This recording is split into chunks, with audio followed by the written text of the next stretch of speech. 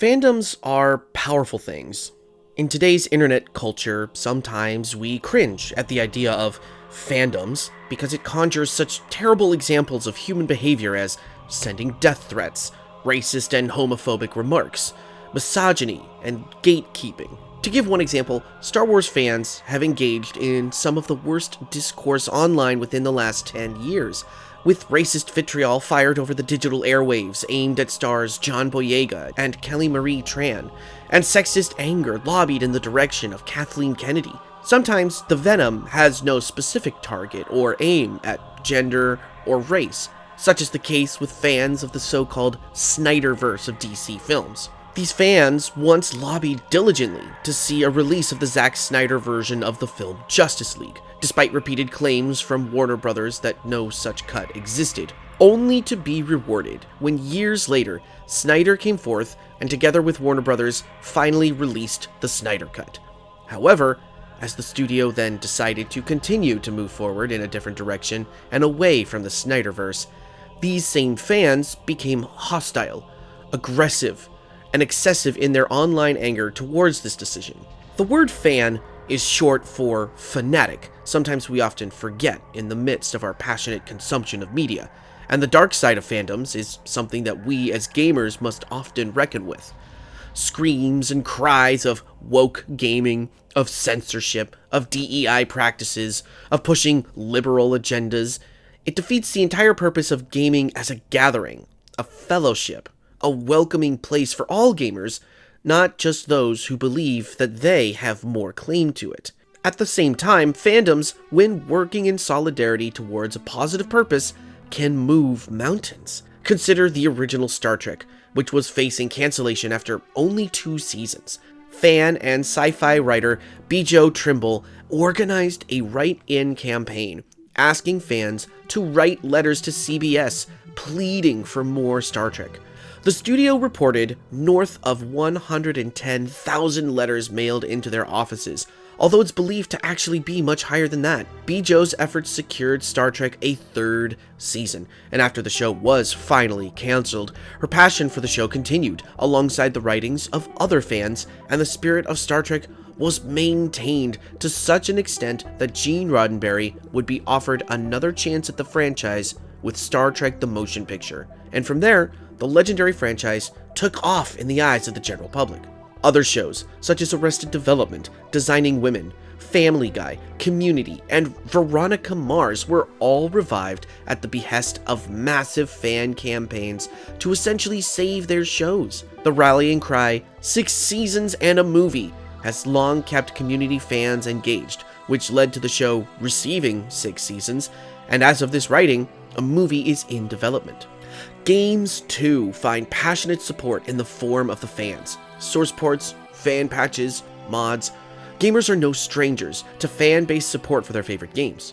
When publishers and developers abandon their creations, fans step in to keep their games alive and playable. And in the case of Daikatana, fandom has not only kept the spirit of the game alive over the past 25 years, but has led to a sea change in how the gaming public actually views the game.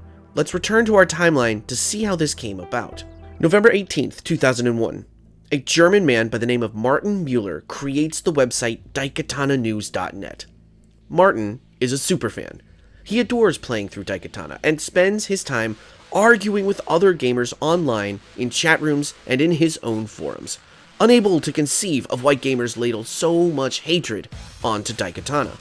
Slowly, over time, more and more fans of the game discover his website, treating daikatananews.net as a bit of a haven for those who somehow get Daikatana. Still, as time continues on, resources for playing the game online become fewer and fewer. MPlayer, the online service who hosted deathmatch servers for Daikatana, closes its doors. GameSpy Arcade attempted to pick up the slack, but gamers were casually moving on. July 19th, 2002. Romero, in the Rome.ro forums, teases his intention to release beta versions of Daikatana that had been previously inaccessible. In his post, Romero said, "Yes, it's definitely my plan to release the E3 versions of Daikatana all the way back to 1997 when it was in the Quake 1 engine. When? When I get the time." December 10th, 2004. Romero uploads a lengthy post to his website, rome.ro. In this post, he expressed his thoughts on the reaction and reception to the game in the years since release, holding firm in his belief that Daikatana was still what he described as a fast and furious first-person shooter. But in this post, as mentioned earlier, Romero also included links to numerous downloads. Both official patches for Daikatana, map packs, the ROM files for Daikatana GBC, an emulator for Game Boy Color so gamers could play the ROMs, the Daikatana pre-alpha from 1997, and even a link to a lengthy article written by Jeff Keighley called Knee Deep in the Dream, in which Keighley documents the rise and fall of Ion Storm, focusing specifically on Daikatana. This was a wealth of resources and bonus material for fans, displaying Romero's willingness to pass on his work to fans who still wanted to engage with it. During this process, Romero contacted Martin, as well as another Daikatana fan, known online as the EO, to help out with testing and documentation of the content. 2006. A modder named Frank Sapone was working on a mod for Half-Life 2 called Missing Information/177. Between modding sessions, he made a port of the Daikatana deathmatch map, Storm Sector 7, or SS7 as it's known in Daikatana fan circles. Frank had been a fan of Daikatana since childhood. He downloaded the single-player demo in 2000, got hooked on the game, and was gifted a copy of the full version by his grandmother on Christmas of that same year. About his first impressions of the game, he said, "My initial impression was the great soundtrack, volumetric fog and green. Since my favorite color is green, this didn't bother me. I was already a fan of FPS games and played them often. At the time, I was really into Quake 3 Arena, Unreal Tournament, and GoldenEye 007, so having to aim at flying monsters in Daikatana was not an issue for me. Sometime in about 2006 or so, I was mapping for a mod, Missing Information 177, for Half-Life 2. For fun, I decompiled SS7 and fixed the brushwork and made a working deathmatch level.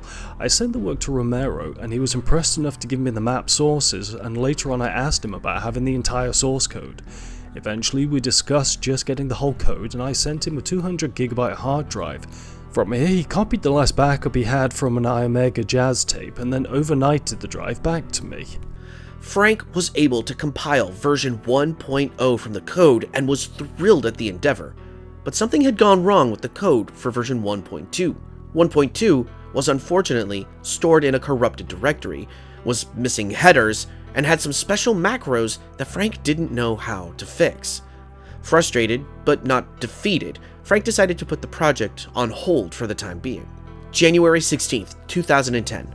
On the Rome.ro forums, a user by the name of Fresh announced a full fan remake of Daikatana using Unreal Engine 3. 2 days later, he created a mod DB page for the project and posted some impressive screenshots of the work already done. Sadly, the mod never came together. However, Fresh would move onwards and eventually found success in the gaming industry under his real name, Frederick Schreiber.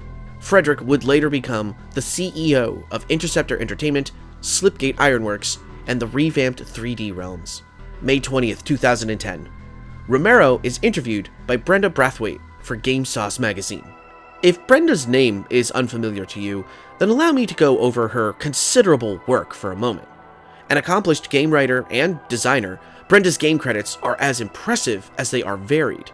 Druid, Daemons of the Mind, Nemesis, A Wizardry Adventure, Jagged Alliance 2, Wizardry 8, and Playboy, The Mansion.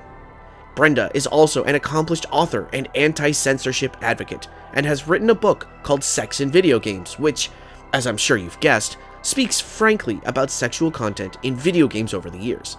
Brenda, as she notes at the beginning of this interview, has known Romero since 1987. They had initially crossed paths while he was working at Origin Systems, and she was working at Surtech, and they had stayed in contact ever since. The resulting interview feels both casual and frank, with the most loose and at ease Romero has ever felt in an interview to date. Eventually, the interview came around to the topic of the infamous Daikatana bitch ad, and Romero spoke with what must have felt like years of weight being released from his shoulders. He said, You know, I never wanted to make you my bitch. Not you, not them, not any of the other players. and most importantly, not any of my fans. Up until that ad, I felt I had a great relationship with the gamer and game development community, and that ad changed everything. Stupid ad. I regret it, and I apologize for it. I mean, there were really two products of Daikatana, right? One was its marketing and hype, and the other was the game. You know, when the ad was first presented to me, I knew it was risky, and I didn't want to do it. It didn't make sense. I mean, there's the whole culture of smack talk that goes with games, and especially FPSs, and that was something I was known for. If you deathmatched me, if you even played a game of foosball against me, I was so over the top. At id, we smashed shit. Desks, monitors, keyboards, whatever.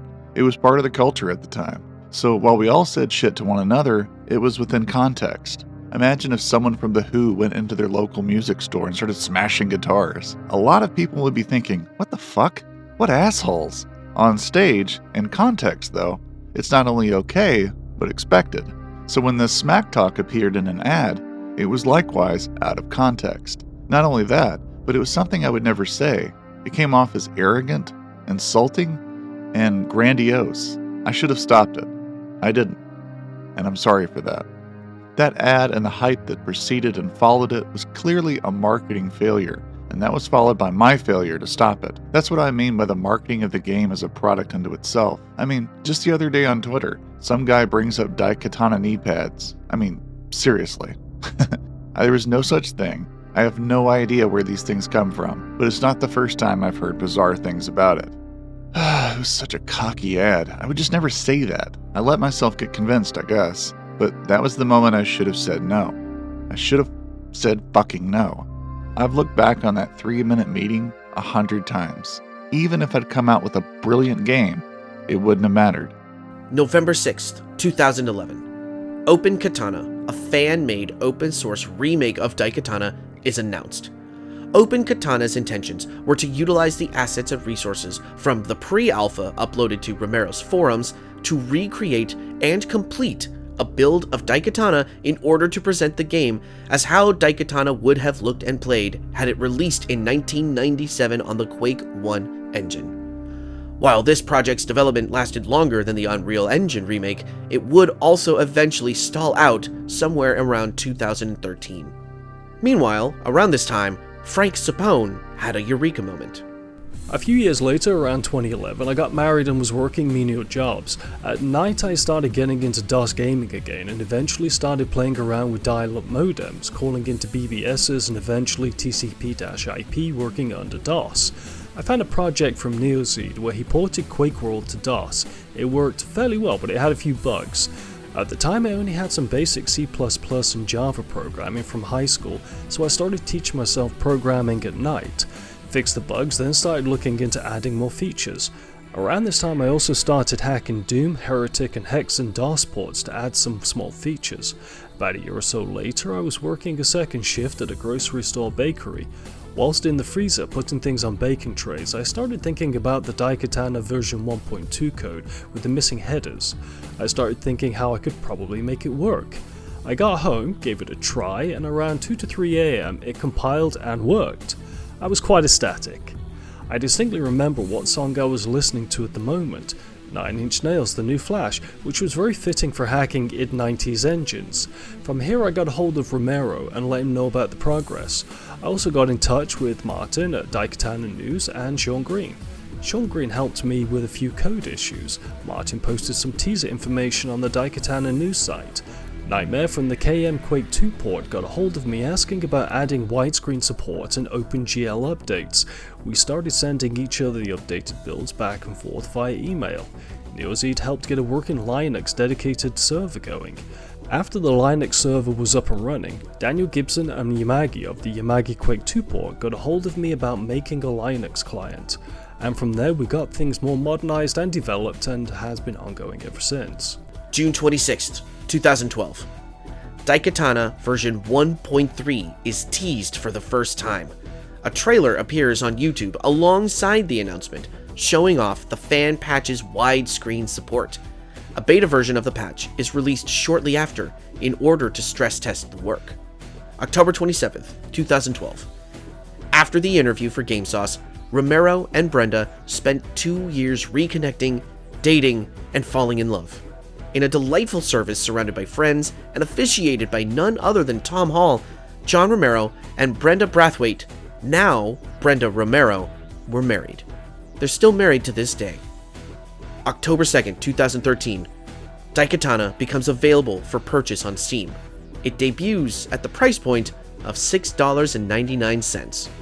June 2nd, 2014, Daikatana 1.3 becomes available for public testing and use. Multiple updates occur over the following months.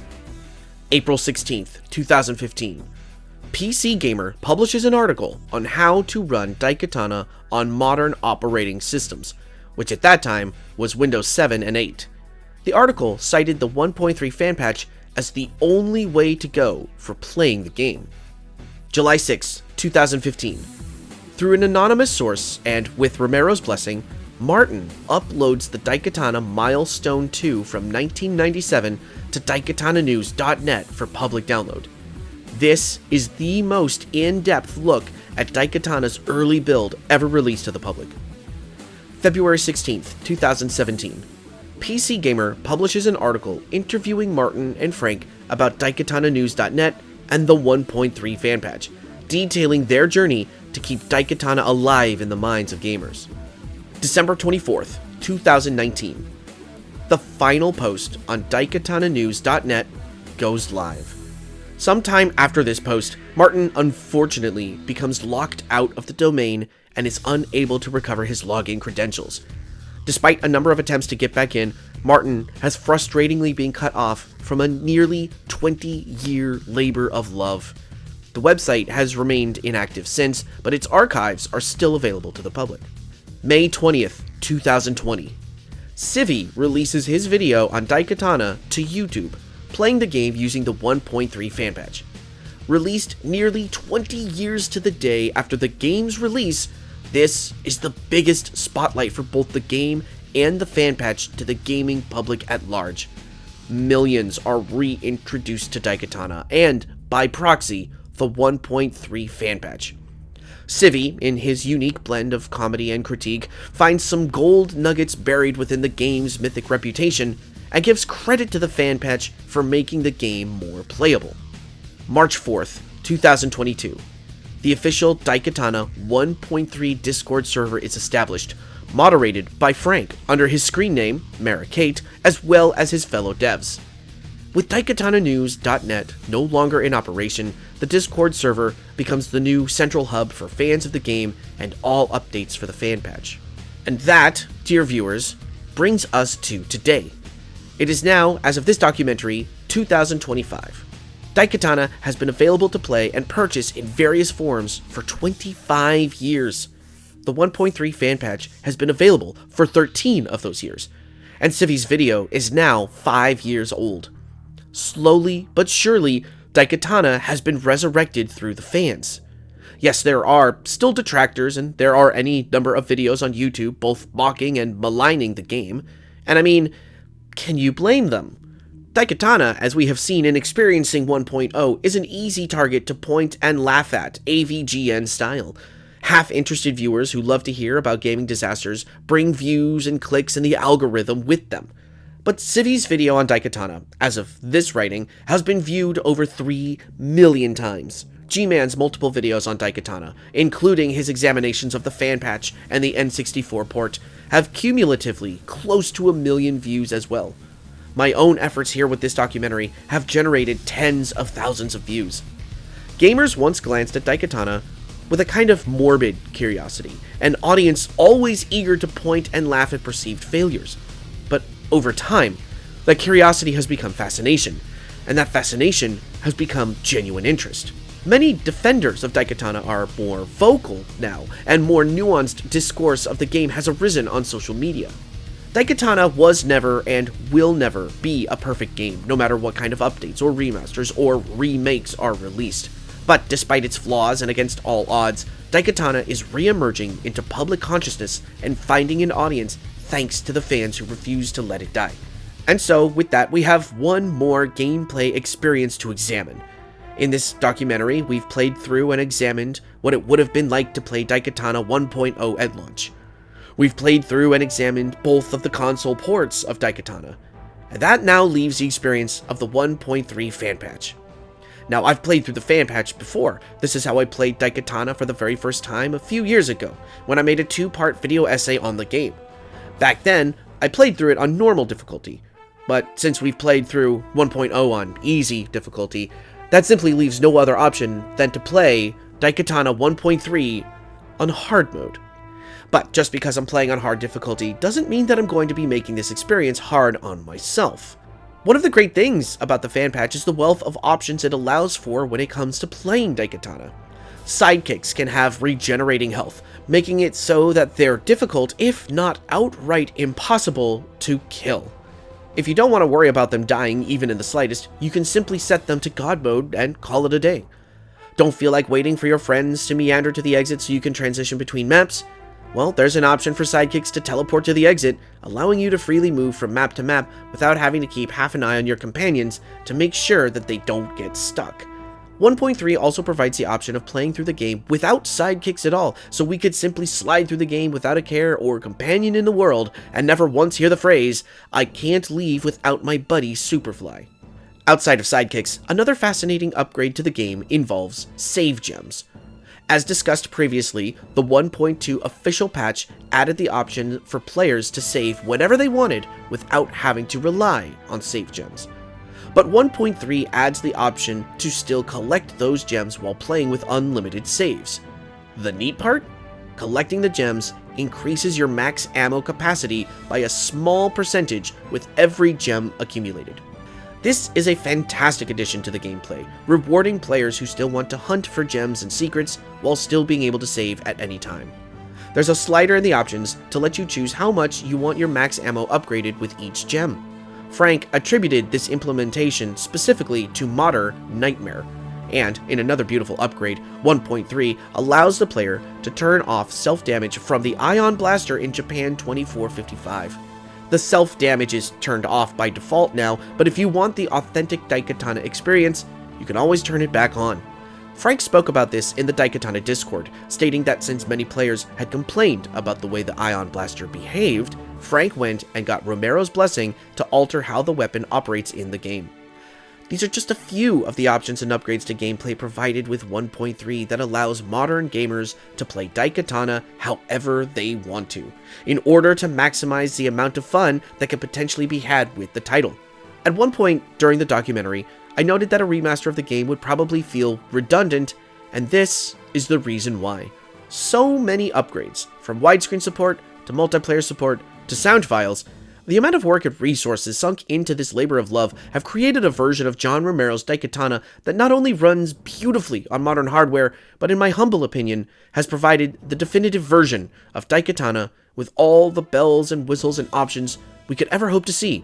As a wise man once said, "But you don't have to take my word for it." Let's dive into Daikatana 1.3 and see if the hard work of Frank and his merry band of superfans has actually improved the game. First off, the game, as you have no doubt already noticed, looks gorgeous at higher resolutions in widescreen. Japan 2455's Marsh level is a masterclass of environmental effects, lighting, and textures. The more that I play this game, despite and against all odds, this first map gets better and better with each version that I play. And playing it here on Shogun, the highest difficulty, I think that this might be one of the greatest opening maps ever devised.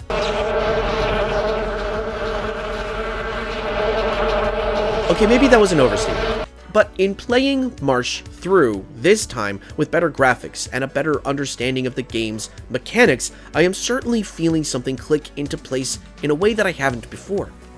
Certainly, I've made the claim that Daikatana is, in actuality, a first-person action RPG, but experiencing the game on Shogun really enhances that experience.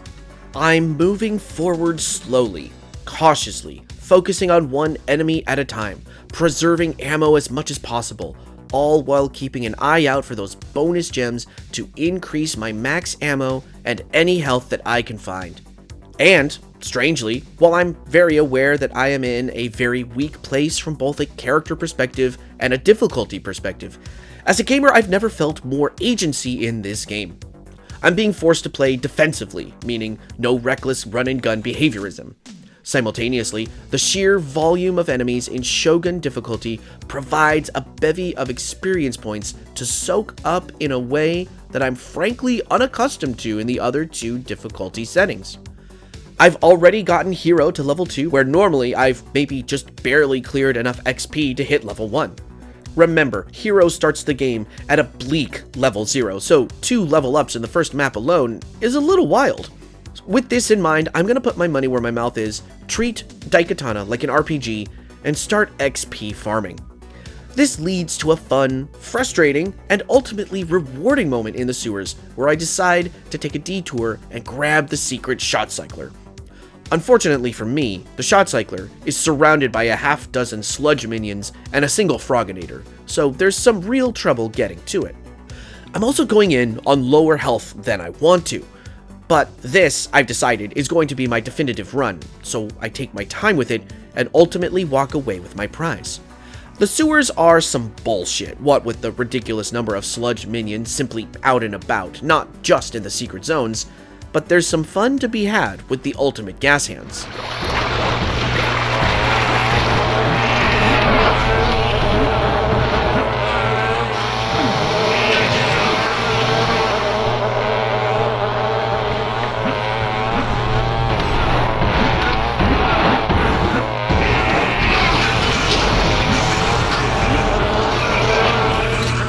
The map transitions have also been modified.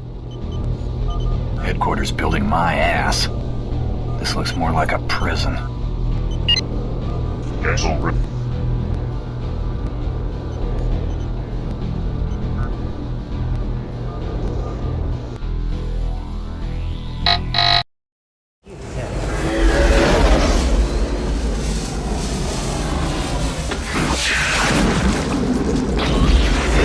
Oh, thank God. Solitary, meanwhile, a map that I already love so I don't need to sell it any harder, actually sells me even harder on Shogun. Checking corners, moving in fits and bursts to pop behind cover and then back out to disperse justice, playing with the gas hands, hunting for health at all times, soaking up the XP, listening to kick action is breathtaking as a Daikatana fan now. Every firefight won feels like a major victory. Every death feels like less of a frustration and more of an inspiration to reload and try again. The increased enemy count, coupled with the ability to save at any time, definitely go hand in hand, as does that bonus gem feature. I'm using much more ammo than I'm accustomed to, so the bonus gems make it feel as though I'm leveling up my weapons. Satisfaction is the word of the day here, kids, something that I did not experience in my 1.0 run or in my 1.2 run.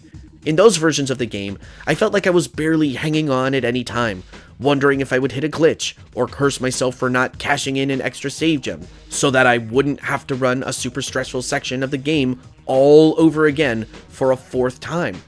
Insurmountable walls of resentment towards a game that I just want to play have softened into determination to push forward, one step at a time.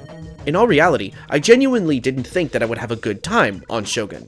I attempted it once upon a time when I first played Daikatana and was quickly smacked back down by the game and told to go back to FPS school. So walking into this, I thought I would have a really rough go, but I felt compelled to conquer the game one last time on hard, so I could just say that I did. Now, with my perspective shifts and extra options for gameplay, I'm having the time of my life. You know, when I'm not squishing myself with an elevator while trying to circumnavigate a group of inmaters while on low health. But even this isn't frustrating.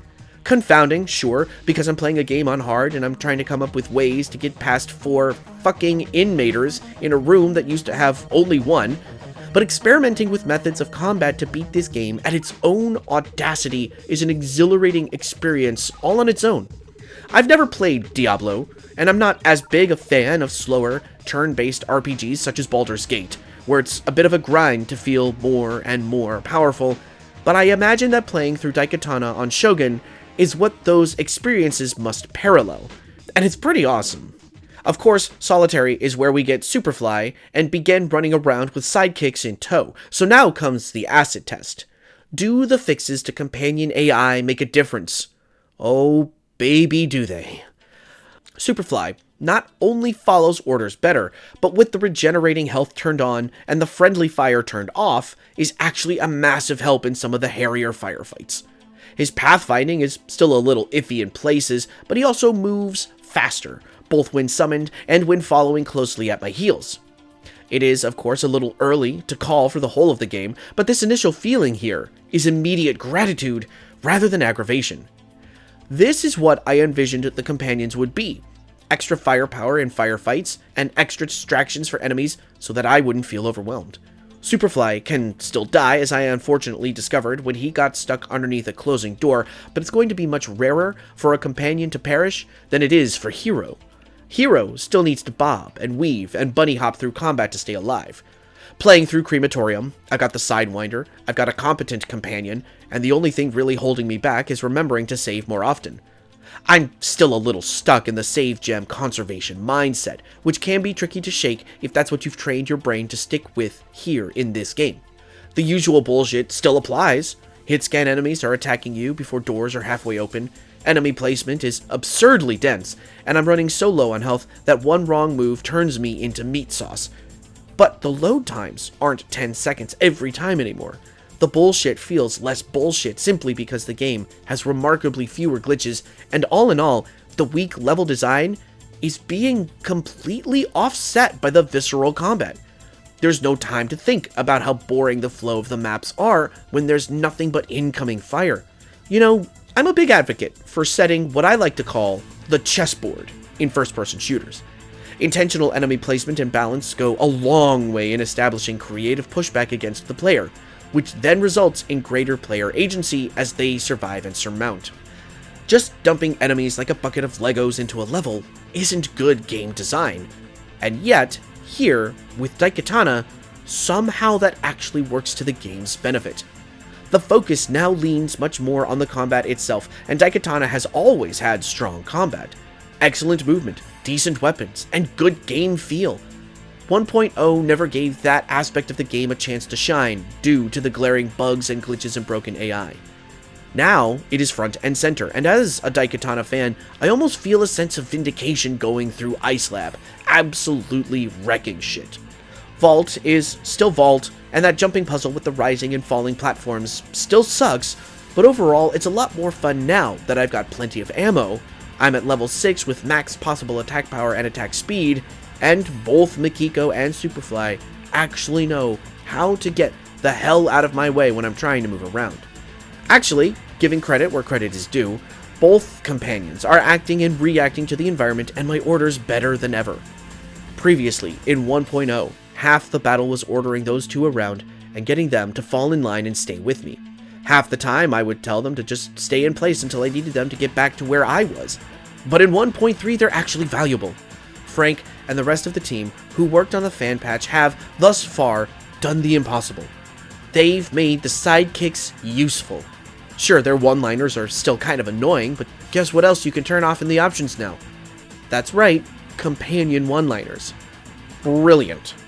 Japan 2455 is my favorite episode of the game, hands down. Always has been.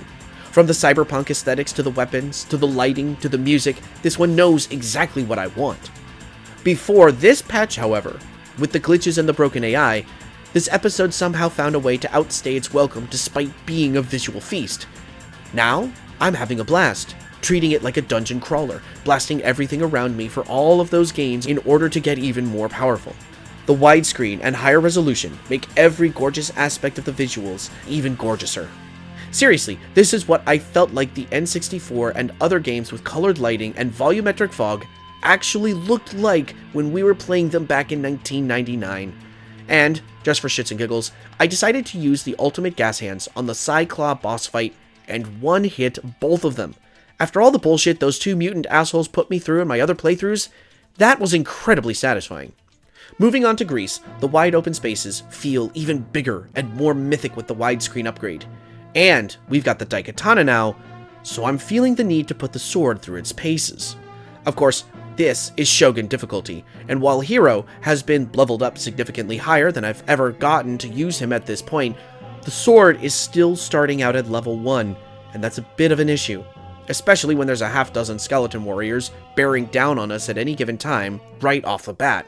I died a few times starting out here, but I was determined to make sure that I got the Daikatana to level 2 before moving on past the first map. In fact, it was a bit of a personally imposed challenge by this point. There is so much XP gained from all the monsters and combat in this game on Shogun difficulty that by now I've decided to push myself and see exactly how far I could push my level ups. And, to my surprise and delight, it only took me about halfway through Lemnis Isle to get the Daikatana to level 2. Ain't that some work? With the upgraded Daikatana comes some seriously upgraded damage output from the sword. I've never had the sword leveled up this early in Greece before, and this particular arena was giving me some issues with only the Discus on hand, so watch what happens with a level 2 Daikatana in this situation. In 1.0, the Daikatana was borderline useless due to the focus on spreading HP between Hero and the sword itself. Considering the glitches and difficulty spikes, staying alive was much more important than putting work into the Daikatana, so I rarely used it unless I intentionally decided to give it some love. On Shogun difficulty, increasing the power of the Daikatana is something that's much more achievable with unlimited saves and sidekicks that behave properly. And the benefits are insane. Now I want to see if I can get the damn thing to level 3 in the first map of Greece. Hell, I want to use nothing but the goddamn sword because that first upgrade is so insanely powerful that it almost doesn't make sense to use anything else right now. Since I've leveled up Hero enough to be able to focus on this, the epic aspects of both this episode and the game as a whole have gone through the roof. Which, in replaying the game this way, I'm beginning to think I understand the point of Romero's vision here. Japan 2455 was meant to put us, the gamer, through our paces, understanding the combat loop of slow but steady progression, upgrading Hero through experience points. Greece starts off as gentle as it does because now the player needs to upgrade the sword, not just the player. The wide open spaces offer plenty of movement in order to grow accustomed to using the sword, and to nimbly dodge enemies while doing so. Hero, by now, should be resilient enough to withstand the amount of incoming damage necessary to get the sword powered up from level 1 to level 2. Once level 2 is achieved, it's off to the fun zone.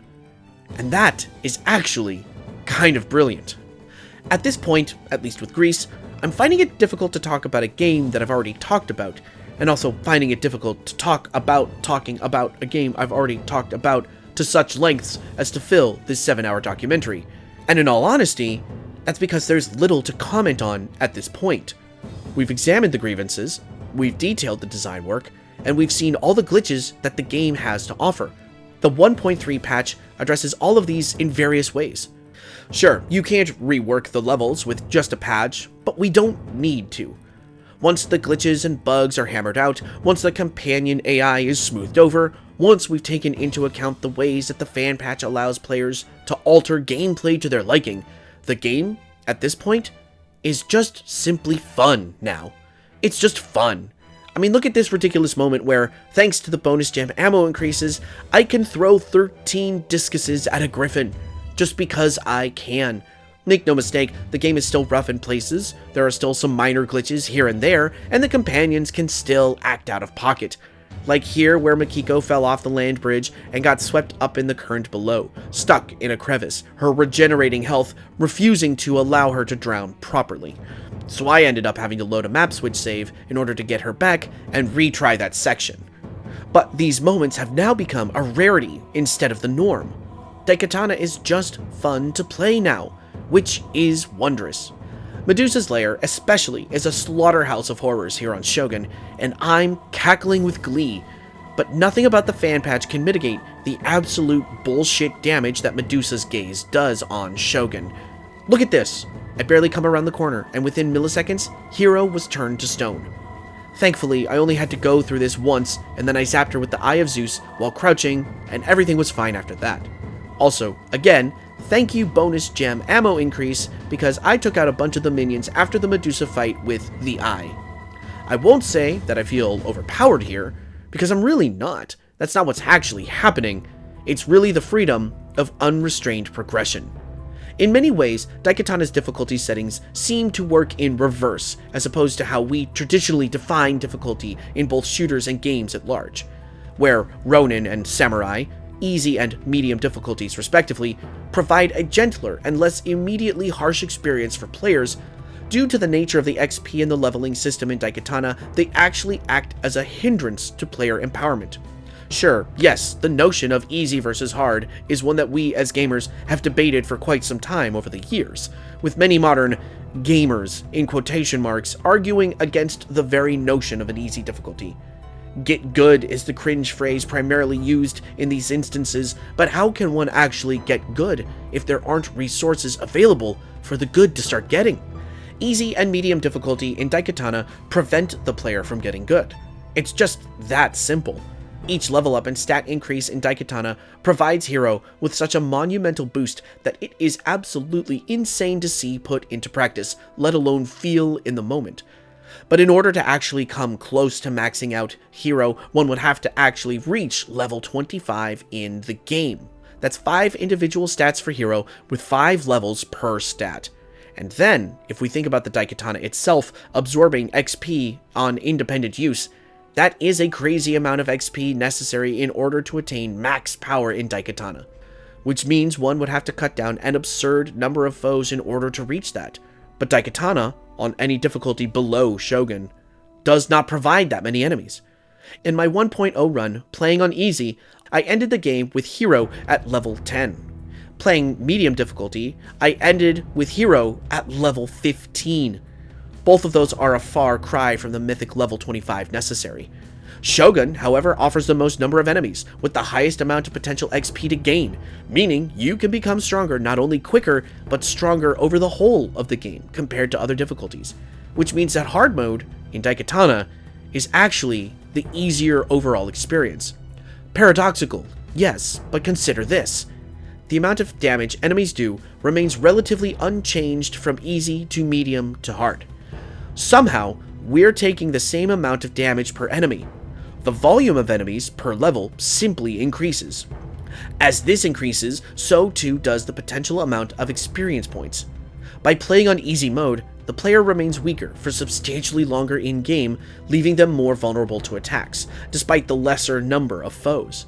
By playing on hard, players grow stronger substantially quicker in-game, building a higher resistance much sooner, thusly allowing players to tackle higher quantities of enemies continually throughout the campaign. I started to notice this while playing through Greece. By the time I beat Medusa, Hero was level 11 and the Daikatana was level 3.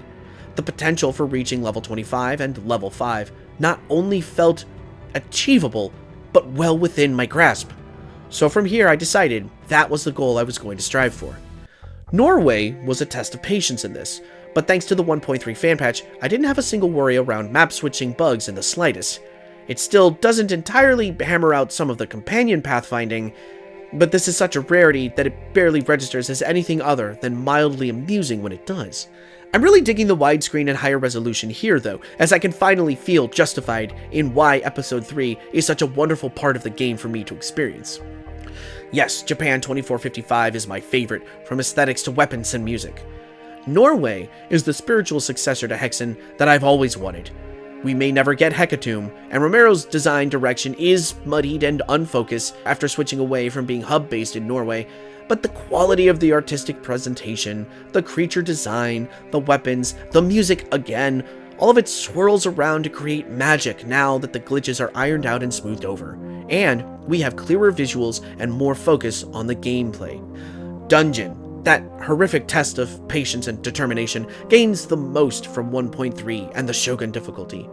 At level 12, going through this map, I'm already nearly as strong as I was at the end game of my 1.2 playthrough, so cutting down lycanthers and dwarves and buboids is not only much less aggravating, it's incredibly empowering. Yes, I do need to remind myself at times that I am, in fact, playing this game on hard, because regardless of my stat increases, the enemies here hit like a hammer, and that can and will hurt you a lot. But at nearly halfway to max level, I'm so much more prepared for it that it feels as though this is how the game is meant to be experienced. My goals of 25 and 5 are being tested with episode 3, however. Trying to balance out XP between hero and the sword is tricky. The biggest hurdle in that regard are the Doom Bats and the Lycanthers. If I'm patient enough, I can wait for Doom Bats to swoop near enough to me to cut them down with the sword, but they're smaller enemies with less XP to glean from as opposed to larger enemies like the Buboids. And the Lycanthers, as big and swollen with XP as they are, can only be jibbed with the Silver Claw. Swapping back and forth between sword and other weapon types on the fly is, by and large, annoying. Plus the Buboids disappear into the ground and reappear somewhere else, so for the majority of this episode, I'm stuck with gaining XP for hero. Here, I'm wondering if I can get the Daikatana leveled up fast enough, but then again, am I going to focus on the sword too much and neglect my own gains? Is my own personal challenge even possible? Regardless, the game is gloriously gorgeous. The lighting, the textures, the higher number of enemies per level is adding to all of that with particle and lighting effects of their own. Hell, dumping that bucket of Lego brick enemies onto the map is 100% servicing to distract from the bad to bland level design here in episode 3. I'm enjoying this more. I'm having such a good time with the fluidity and the fun of the game. Just look at this run right here leading up to King Gareth himself. Just unimaginable chaos and power. This feels so good. This feels like I put in the work to earn it. So it all comes down now to San Francisco 2030. I walk in with a level 4 Daikatana and hero at level 15, which, considering how much XP I'm going to need to gather up, it sure doesn't seem like I'm going to reach my goals. But San Francisco has the highest volume of enemies in the game per map. Just the increase in the number of rats alone in Alcatraz is significant. Then again, so is the increase in the number of inmates. I expressed my distaste at shooting unarmed men in this chapter during my examination of 1.0, so for the number of inmates to basically double, and my strength also doubled, Alcatraz just kind of feels like a slaughter map. My attack values are so high that I'm jibbing literally every single enemy that I come across at this point, and I just feel kind of bad here. Playing on Shogun definitely highlights the excessive violence of the Alcatraz mission. Whether you agree with my assessment or not, it's hard not to cringe at the sight of a nearly unstoppable time traveler exploding normal human men with absurdly powerful attacks. I'm literally just walking through this entire map nearly unimpeded, taking little to no damage, leaving a trail of body parts in my wake. Hands down, the least enjoyable part of Daikatana without question. Once the game starts throwing enemies at me that can actually defend themselves, San Francisco actually gets kind of fun. Here is where Romero's first-person action RPG becomes the Fast and Furious shooter that he's always believed it to be. Gunners, Rocketeers, Navy SEALs, and still so many rats for some reason, there are enemies around every corner, demanding attention to detail across every inch of the map. Mishima Labs is so rife with enemies that I am actually starting to have a difficult time. My power fantasy has slowed down somewhat, I'm riding below 100 health in many spaces, and I'm checking corners with anxiety. But I've also cleared another 5 levels due to the flood of XP coming my way. With 2 more maps after this, level 25 is actually in sight, and I'm still having a blast. Well, as much of a blast as I can in Mishima Labs, 1.3 patch or no, Shogun difficulty or no, I still have to waste my time running back and forth and back and forth. Mishima's hideout sees me enter at level 23, but the Daikatana is still only level 4. Stakes are high. I'm taking a lot of damage, but I'm dealing out even more. Every bullet counts. Every frag is another step closer to hitting max level. Adrenaline is pumping through my body, desperately trying to maintain my cool in the face of potential. Level 24. This is it. All I have to do is maintain progress and somehow get the Daikatana leveled up also. There's still one more map after this. I can do this. Attentive viewers will no doubt notice that I'm not offering any further insight on fanpatch 1.3 by this point. But by this point, the benefits of the patch should be on full display. I haven't had a single crash. My sidekicks are attentive and at my side almost constantly, and if they're ever not, they now return to me at lightning speed. I've collected over 60 bonus gems, each of which adds 5% to my max ammo count, meaning I'm able to collect so much ammunition that I've got no problem keeping up with the amount of targets that Shogun difficulty is literally throwing at me. Every single glitch and issue I had with the original versions of Daikatana are nullified. It's been thrown out there by many that Night Dive should remaster Daikatana at some point for modern audiences, but I would like to say right now that that is an unnecessary task. What Frank Sapone and his fellow developer friends have accomplished is nothing short of a miracle. Daikatana, with 1.3, is already in the best shape it's ever been. The most clear and focused and thoroughly enjoyable version of John Romero's vision, the one that anyone interested in this game should play. Night Dive does impeccable work when it comes to remasters, but the 1.3 fan patch has already done that work. The Navy SEAL training base is an absolute breeze, especially with the jumping puzzles. One unintended benefit of being able to level up as much as I have means that I've upgraded my acro skill to the point where I can basically take 2 or 3 jumps across each platforming segment, and that's it. Being able to save outside of each one doesn't hurt. However, there is a small snag in my pursuit of level 25. I'd forgotten how few enemies there are in the Navy SEAL base, how the map is primarily focused on those platforming puzzles. I am trying so hard, desperately searching every crevice for enemies to take down in pursuit of XP, but I'm here at Mishima himself. The time has come, and I've fallen short. Halfway through level 24, and a Daikatana still on level 4. I'm not gonna lie, I'm a little disappointed, but I really only took on this challenge close to halfway through the game. I'm sure there's a bunch of potential XP that I missed somewhere early on, so I have to accept that this is how it is, and I go beat Mishima and collect my prize for beating the game on Shogun. The credits. And yet, the strangest glitch of all finally occurs. The game refuses to load the credit sequence. The credits, by the way, are loaded as an individual map that the camera flies through and across for the viewer's benefit. However, the map refuses to load that after the final cutscene is done. All I get is a message that says, "Error, disconnected from server." I had to go back and beat Mishima 3 times before I could finally get the game to load the credits properly. One could argue that it really isn't worth it just for the credits map, but I worked hard for this, damn it.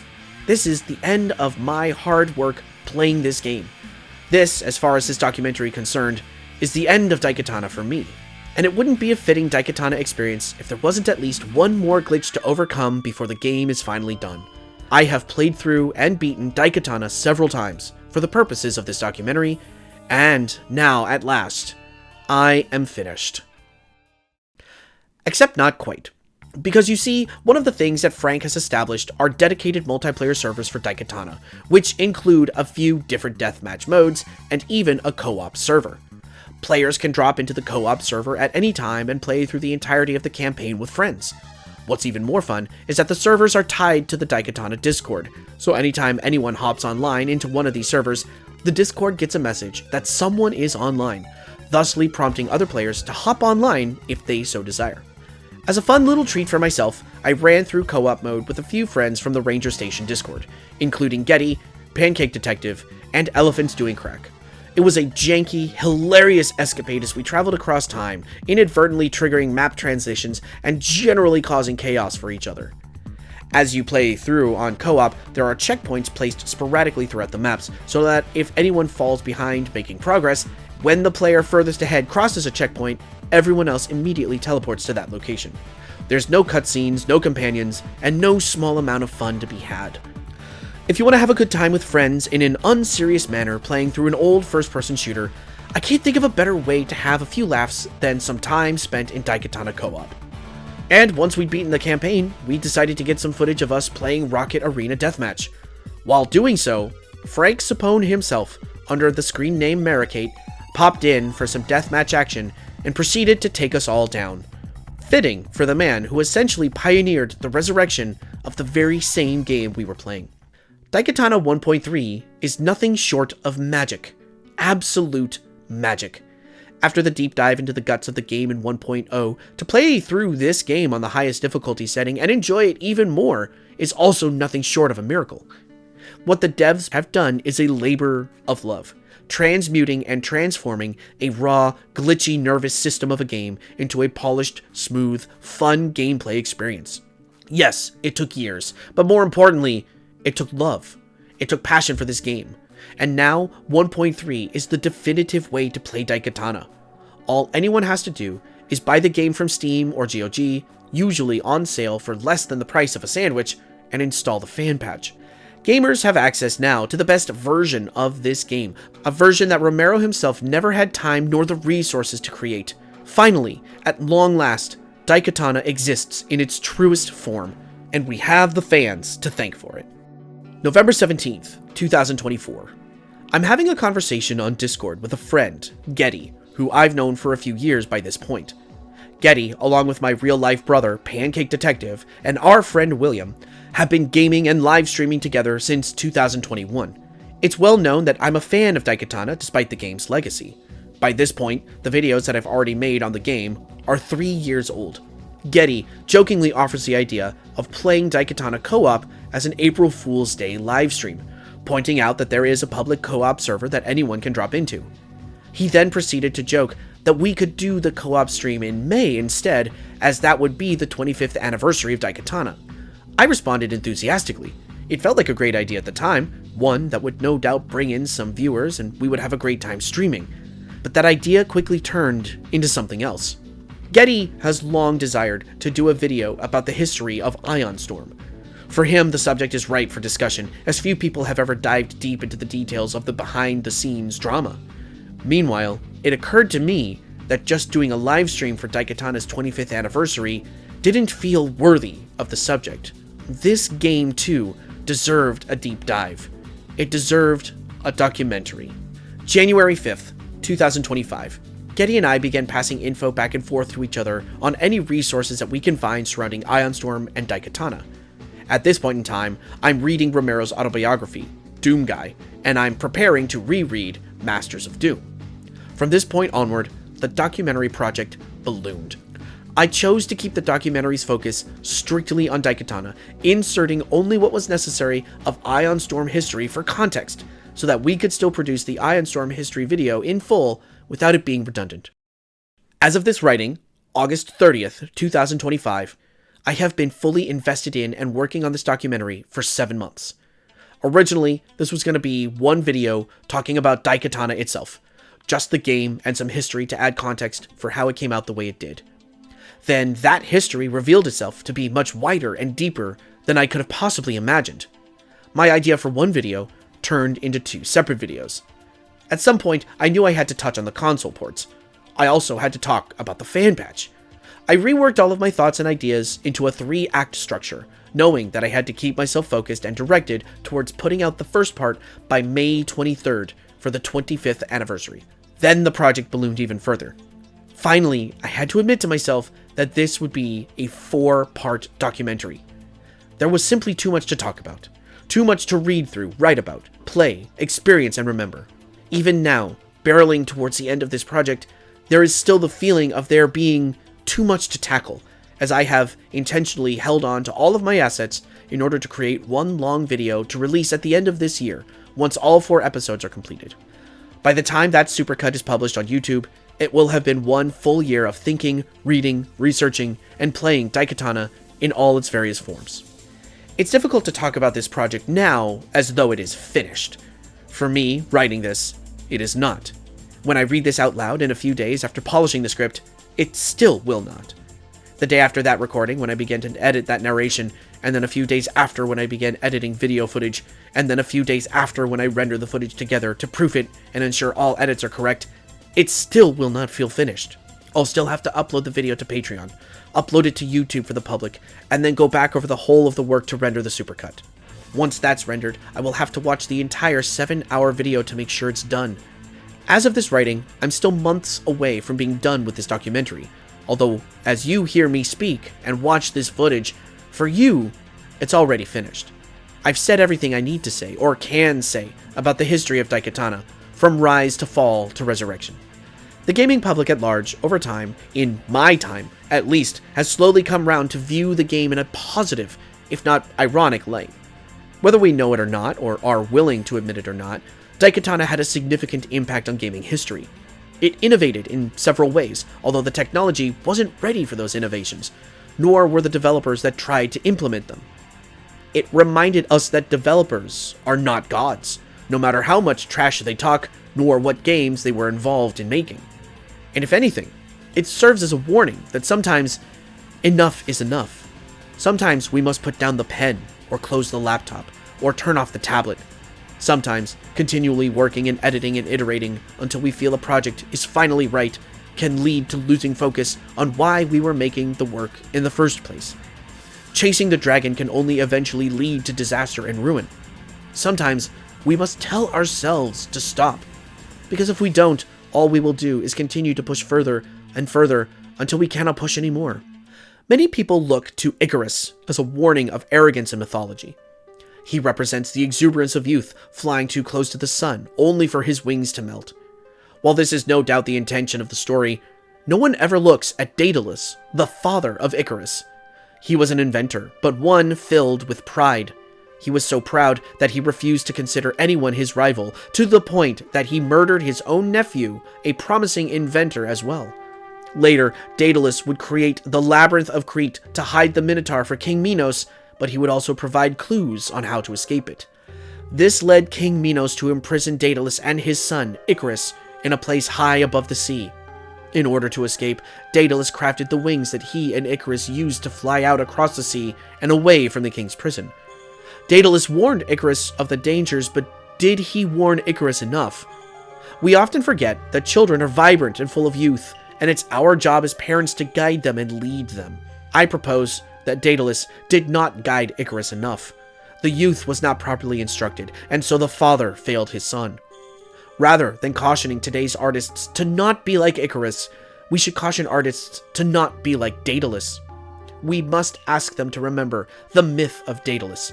Remember to instruct, remember to guide, remember to lead, and remember to ensure that their projects do not balloon too far out of control due to pride. They must know when to stop. John Romero did not stop himself, and so Daikatana became Icarus. It melted under the heat of scrutiny. And yet today, Daikatana has seen a resurgence. It is finding its audience. It is becoming recognized for what it attempted to do rather than what it did not do very well. And the story behind the scenes gives us insight into why that is. Daikatana rose, fell, and is now resurrected. After 25 years, the game is finally finding the audience it deserves, and decades of hard work are now paying off. It will never be as great as Doom, or Quake, or Halo, or any number of first-person shooters that exploded onto the scene and captured our attentions from release day one. But in spite of itself, and in spite of ourselves, Daikatana has held on all these years, and we see it, we notice it, and perhaps we even appreciate it. At the end of the day, maybe John Romero really did make us all his bitch. It just took 25 years to get there. As with any lengthy work, there are any number of people behind the scenes who contributed to the work, whether directly or indirectly, and that is true with this. There are far too many people to thank behind the scenes, so let me speak on those who directly had a hand with this documentary. I want to give a big thanks to my gaming brother, Getty, from whom this entire idea spawned and whose research and discoveries along the way were priceless contributions. I want to thank my real-life brother, Pancake Detective, who listened to me rant and rave about this game and this topic over the course of the last 8 months, and despite his best interests, played through the game in co-op mode just for the hell of it. Darth Agent 06, friend of the channel and Discord member, lent his technical skills and helped me figure out how to install 1.0 off of the original CD-ROM and circumvent ancient copy protection. He also helped me dial in my N64 emulator settings once upon a time when I first played Daikatana 64. Midnight Medium graciously signed on to perform the voiceovers as John Romero, neither of us realizing just how much VO work I would ask of him. But he did it, and he did it wonderfully. Robert Yap heard Medium's role as John Romero and DM'd me to ask if I had any other speaking roles that needed filling. Lo and behold, I realized I needed someone to read as Frank Sapone, and Robert beautifully stepped up to the plate. Digital Love is a fantastic synthwave artist who I've been working with for a couple of years now, and once the first episode of the documentary dropped, she was so inspired that she did a cover of Caution off of the Daikatana OST and just sent it to me. I was so blown away by this that I asked her for 2 more tracks, which she not only provided, but knocked them completely out of the park. Big thanks to all the collaborators who provided sound bites with their thoughts on Daikatana. Dave Oshry, Civi, G-Man, David Zemansky, Hexabyte, and Deadforge. Big thanks to Frank Sapone, who graciously took the time to answer some questions I had about the fan patch. Big thanks to Stevie Case, who not only worked on Daikatana, but whose work on the Daikatana strategy guide provided so much more insight and information on the game than I knew even existed. And last but certainly not least, thanks to John Romero. This was his game. He saw it through to the end, bitter end or no. He had a dream, a vision, and he pursued it. 25 years later, that vision now finally feels complete. And I hope somewhere within that, he can find peace around the game. Well, kids, this is the end of the road. I'm grateful you've been here to watch this and join me on my journey, and I hope you'll find me on the next one as well. If you'd like to help support my work, you can join me on Patreon, toss a coin to your ranger on Ko-Fi, and also subscribe to the channel. For now, I'm gonna go take a piece of my own advice, put down the laptop, and go play something for fun. No work for at least a week. Now, while I'm off, make sure you kids sit up straight, brush your teeth, and above all else, stay hydrated. I'll see you soon.